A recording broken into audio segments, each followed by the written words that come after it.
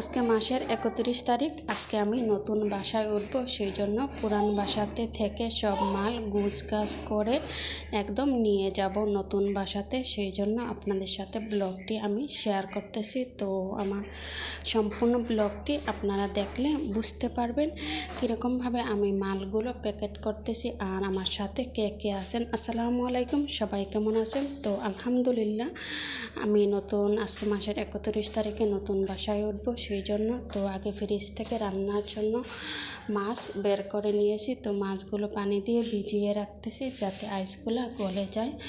রান্না বান্নার জন্য জোগাড় করতেছি। এদিকে জিনিসপত্র প্যাকেটজাত করব। এই যে জিনিসগুলো যা যা ঘরের আসবাবপত্র আছে সবগুলোই আজকে প্যাকেটিং করব, করে এবং বাসাটা চেঞ্জ করে নেব।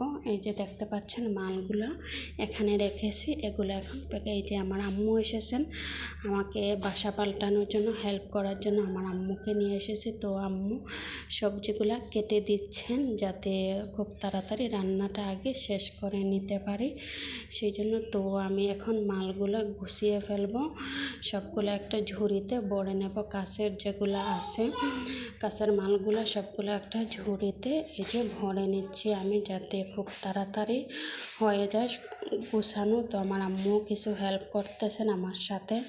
তো আমার আম্মুর সাথে আমার একটা বোনপুতো এসেছে, ও হেল্প করতেছে।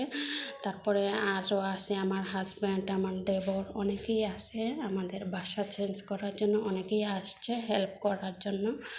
তো আমরা এই যে কাজের ফাঁকে একটু চা নাস্তা খেয়ে নিচ্ছি। তো আমি চা বানালাম, এই যে দেখুন রেডি আমার চা।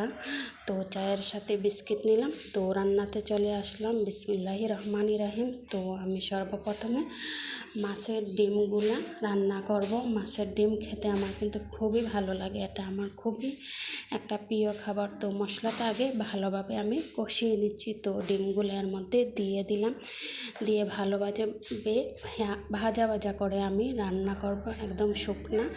এতে কোনো জুল দেব না বা কোনো পানি অ্যাড করব না, একদম শুকনা শুকনা। বাইরে আজকে হালকা পরিমাপে বৃষ্টিও হচ্ছে, এই যে দেখতে পাচ্ছেন আপনারা, আল্লাহ তাআলার রহমতের বৃষ্টি হচ্ছে আজকে।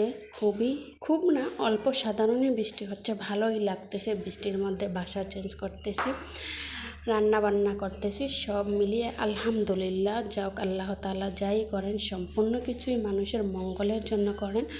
তো আমার কিছুটা মন খারাপ যে অনেক দিন 4 বছর একটা বাসাতে থাকার পরে বাসাটা চেঞ্জ করতে হচ্ছে। এই 4 বছরে এই বাসার সাথে অনেক স্মৃতি জড়িয়ে আছে, অনেক কিছুই জড়িয়ে আছে, সেগুলোই মিস করতেছি। তো কিছু করার নেই, মানুষ খুবই পরিবর্তনশীল, আমাদের সব কিছুই মানিয়ে নিতে হয়। এই যে আমার মনটা খুবই খারাপ হয়ে আছে।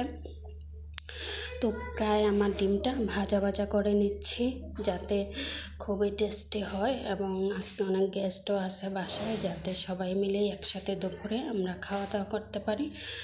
তো শেষ ডিমটা রান্না করে এখন মাছটাকে রান্না করব। এই যে দেখতেছেন মাছটাকে আমি সব মাছই ভেজে রান্না করি।